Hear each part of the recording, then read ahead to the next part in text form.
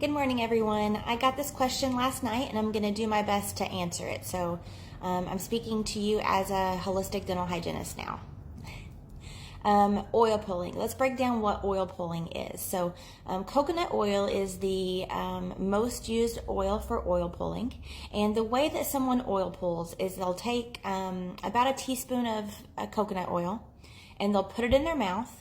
They'll let it melt. It'll turn to liquid, and they say about 20 minutes. Most people do it when they're in the shower or they're busy doing other things in the morning, but you will mull this coconut oil all around through your mouth for about 20 minutes, and then you spit it into the trash can. The most important thing with oil pulling is you want to make sure you don't swallow any of the oil.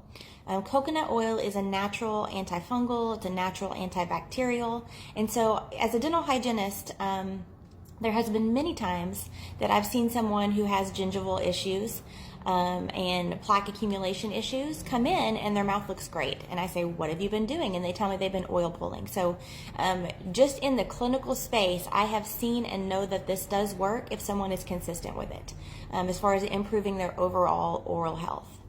That being said, I see a lot of misinformation on TikTok and other places that when someone asks about a dental abscess, so a dental infection in the tooth, which is down in the jawbone, people say, oh, oil pull. If you oil pull, the infection will go away.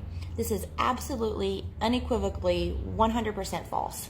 When you have a dental abscess, it is enclosed deep in the bone, and a topical application of an oil is not going to get into the jawbone to kill an infection, especially something as large as ischemic bone or a dental abscess. So coconut oil is not going to cure your abscess.